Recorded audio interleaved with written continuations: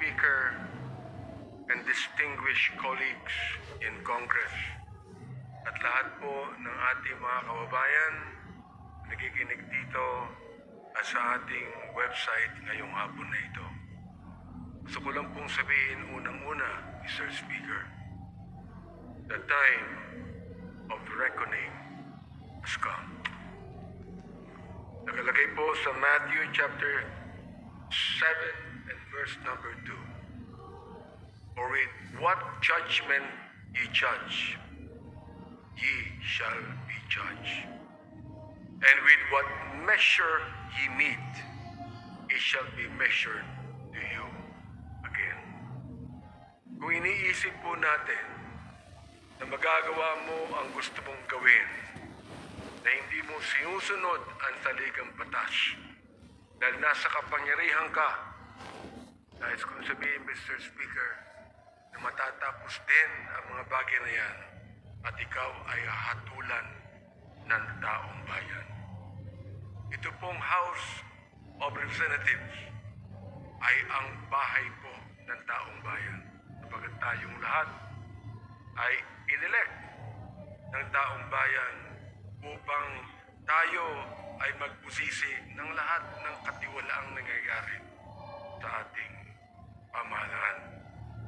I consider this a divine blessing to be able to rise today as the chair of the House Committee on Human Rights and co-chair of the Quad Committee to share the initial findings and recommendations of our inquiry, particularly into the extrajudicial killings that occurred during the previous administration's war on drugs. Inuulit ko po, Mr. Speaker, kakampi ako ng dating administrasyon kapag pinag-uusapan po ang pag-alis ng droga sa ating bansa. Sinabi ko po ito sa ating dating Pangulo. Ang hindi ko lang maintindihan kung bakit kinakailangan merong mapatay na more than 30,000 people upang mawala ang drugs na ito. Nawala pa ang drugs? Hindi. Nandun pa rin, Mr. Speaker. Indeed, there is a season for everything and a time for every purpose under the heaven, as made clear by the Lord in chapter 3 of the book of Ecclesiastes. This is the most opportune time for the Joint Committee on Dangerous Drugs, Public Order and Safety, Public Accounts, and the Committee on Human Rights to present to you a progress report on our inquiry in aid of legislation. After 13 rigorous and thorough hearings of the so-called Quad Committee, we are confident that we have gathered substantial findings backed by competent evidence to make the requisite recommendations to this legislative body and to the appropriate government agencies for appropriate and decisive action. There was systematic violation of human rights and blatant disregard of due process. The deep probe into the extrajudicial killings, or AGKs, that occurred during the administration of former President Rodrigo Roa Duterte's war on drugs yielded a far deeper tragedy into the lives of the Filipino people rather than the protection and preservation thereof that it was heralded to accomplish. The numbers, Mr. Speaker and my dear colleagues, speak the scary truth. According to data from the Philippine National Police from July 1, 2016 to June 30 of 2022, 7,640 individuals were killed in official police operations. Of these documented deaths, 7,173 were drug pushers, 440 were drug users that should have been rehabilitated facilitated, not killed, and only 21 were drug lords. Mr. Speaker, from as far back as May 15, 2024, when my committee started digging into the EJ case, we had been presented with multiple reports indicating that there had been massive nationwide drug-related killings within the period July 2016 to June 2022.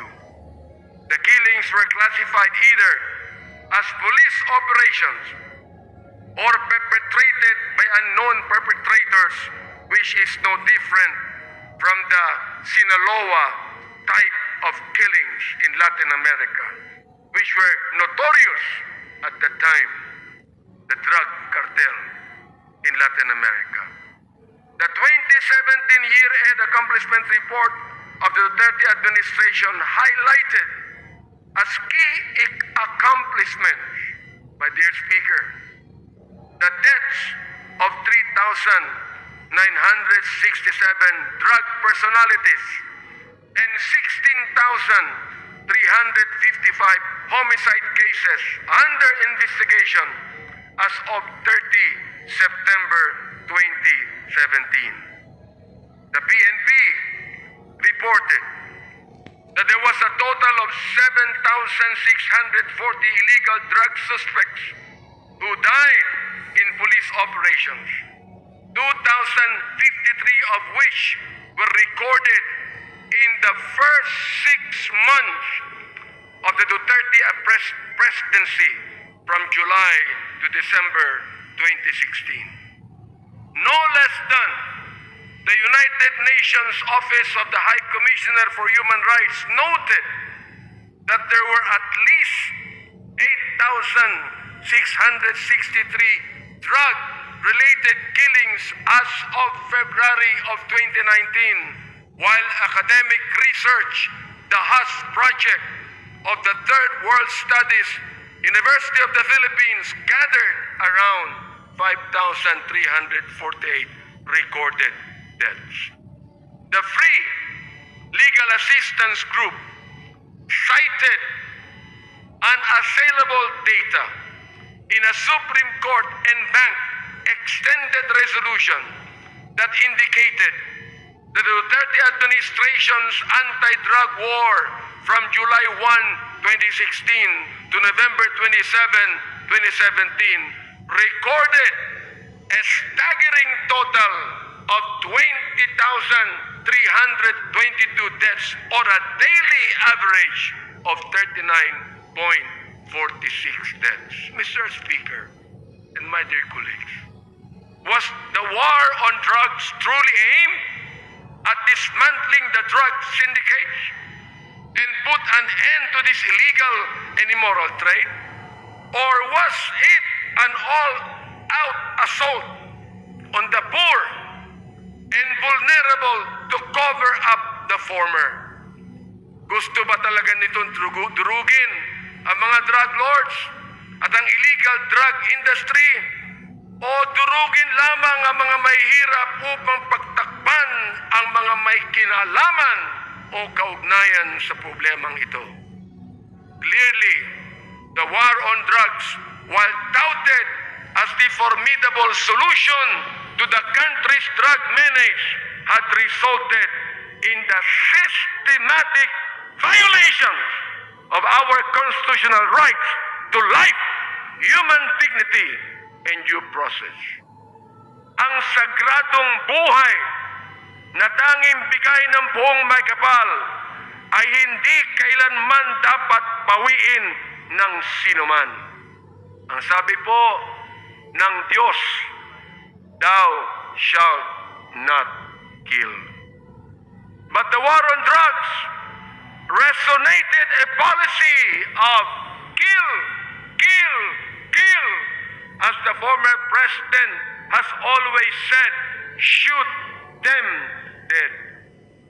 The role of leadership in a culture of impunity. How did we get here? Paano ito nangyari?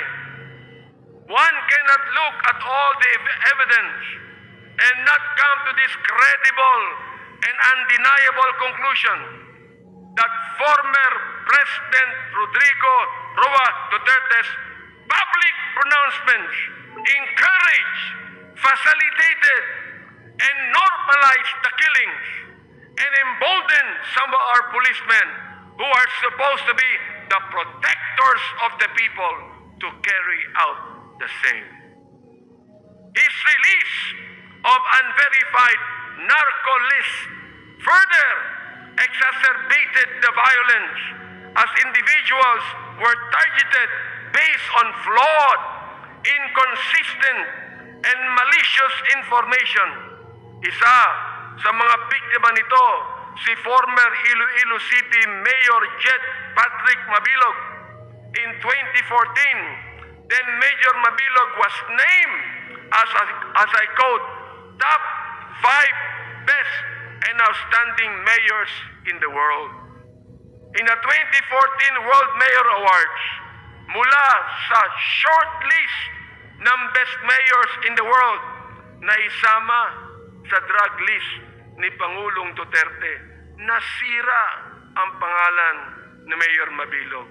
He was forced to relocate himself and his family to a foreign land, and he was threatened with death, all because of unverified, unreliable list. We discovered, Mr. Speaker and my dear colleagues, that the previous administration's war on drugs was fueled by a perverse reward system that incentivized extrajudicial killings under what we now know as the Davao model. Ano ang Davao model? Under this system, police officers were given monetary rewards for killing drug suspects, transforming the duty of law enforcement from a system driven by justice into a system driven by bounties. Testimonies from Police Lieutenant Colonel Jovi Espinido, Police Colonel Ruyima Garma, and other officials confirm the existence of this system. Malinaw ang testimonya nila sa lapi ng sagradong buhay, Mr. Speaker. In a civilized society that upholds the rule of law and due process, there is no rhyme or reason for such diabolical attacks on the sanctity of life of every human being. But it was President Duterte himself who provided the legal cover for those killings. The narrative of nanlaban or fought back became the legal justification for these operations, as PRRD himself encouraged officers to provoke suspects into resisting arrest, which was he admitted in one of the hearings conducted, providing legal cover for the use of lethal force. That's the reason why I even asked the question to our former president, was your policy a personal policy, or was it based upon the Constitution? There was a grand conspiracy. In the course of our hearings, we exposed disturbing cases where killings were carried out for monetary rewards or as part of orchestrated operations. First, the 3 Chinese nationals and convicted drug lords Chu Kin-tung, Li Lanyang, and Wong Mengpin were killed under orders for a payment of 1 million pesos per person. During our hearings, person deprived of liberty, Leopoldo Tan, testified that former President Duterte personally congratulated officials involved, saying, and I quote, "Congrats, Superintendent Padilla, job well done." Pero grabe yung ginawang dinuguan. End of quote. Alam ko, ibabas na naman ako na ma-DDS pagkatapos nito. Gusto kong makinig kayong lahat. Alamin nyo nung una ang batas. Bago nyo kami murahin, bago nyo kami latiin, alamin nyo muna ang batas. Sapagkat dito po, sa house na ito, ay pinaglalaban namin hindi lamang ang katuwiran ng bawat tao, kundi ang tinatawag nating sanctity of life. Second, the assassination of Police General Wesley Barayoga, na binanggit na ng aming chairman. Witnesses testified that Barayoga was killed under instructions from police officials with a reward of 300,000 pesos given for his murder. Police Colonel Grijaldo, na kinontempo namin sa aming last Quadcom hearing. Nandito po siya ngayon. Maaaring narinig niya. Anong ginawa niya nung siya ang chief of police ng Mandaluyong City?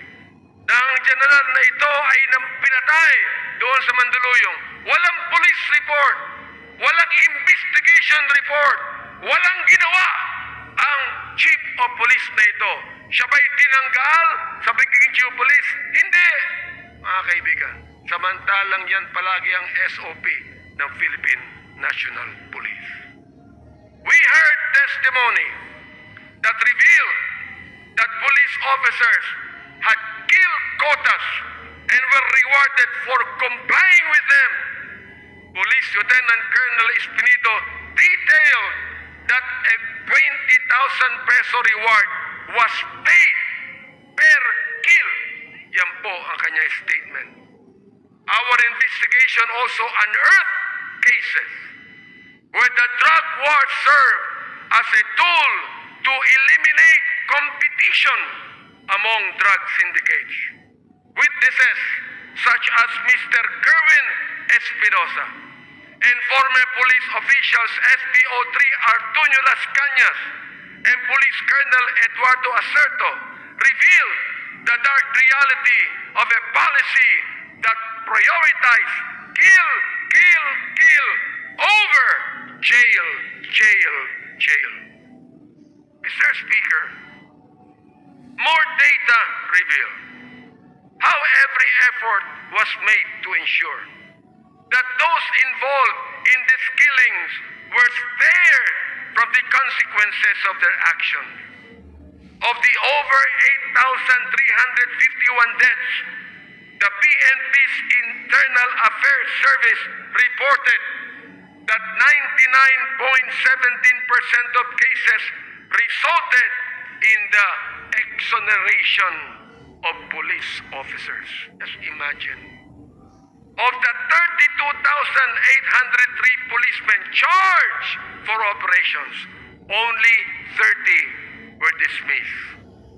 These numbers expose a justice system that failed the victims and their families. Out of all this bloodshed, ano naman ang naging impact sa paggamit ng droga? Mr. Speaker, the Dangerous Drugs Board admitted that the drug war resulted in only a slight decline in drug use. The figure of 4 million drug users that former President Duterte cited at the start of his term had no verified basis. Sinabi pa niya na itong si Adolf Hitler pumatay ng 3 milyon ng mga Hudyo. Mali pa ang sinabi niya. 6 milyon po ang napatay niya. Kaya dapat din patayin ang 3 milyon ng mga drug pushers. Ganun po ba ang dapat katuwiran ng isang Pangulo ng isang democratic country? Hindi po tayo terorista. Hindi tayo komunista. Hindi tayo diktadorya. Tayo po ay demokrasya. Mr. Speaker, as a result of these hearings, we filed House Bill number 10986, an act classifying and penalizing extrajudicial killings as a heinous crime, providing reparation for the victims, and strengthening the mechanism for its prevention.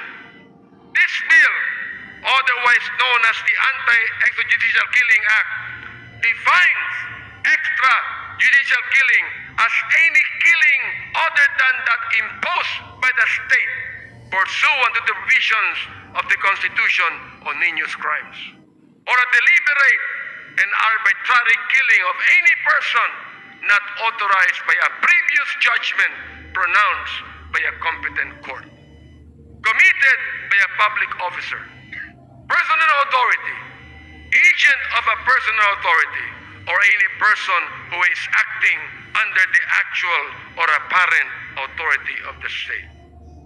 Under this measure, extrajudicial killing is classified as a heinous crime, punishable by life imprisonment.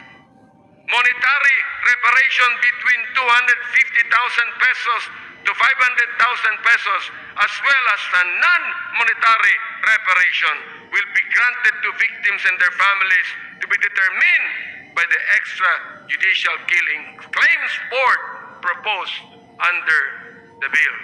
Sana po maging batas na po ito.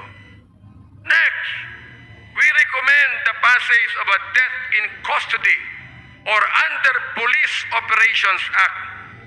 This will institutionalize official recording and reporting of deaths during police operations in custody with mandatory annual reports as submitted to Congress, DOJ, and the CHR.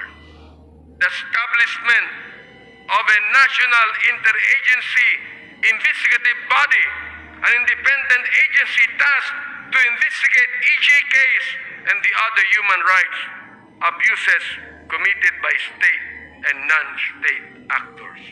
The creation of an independent international affairs service that is autonomous to ensure accountability free from the PNP influence. We also recommend the filing of appropriate charges against officials responsible for these atrocities. We recommend that cases be filed under Section 6, Crimes Against Humanity, under the International Humanitarian Law, Republic Act 9851, against former President Rodrigo Roa Duterte, Senator Ronald Bato de la Rosa, former PNP Chief Oscar David Albayalde, and former PNP Chief de Bolsinas, among others. We also recommend reparations for victims of EJ case, strengthening the Commission on Human Rights, and enacting prevention measures to ensure that none of these horrendous abuses to human rights will ever happen again. Mga kababayan, as stewards of justice and as the representatives of our people, it is our moral and sacred duty to hold the perpetrators accountable and to uphold the value of every human life. Nais ko sang sabihin sa inyo na ang distrito ko po ay drug-free. Pero walang napatay. Kahit isa. Pwede naman pala eh.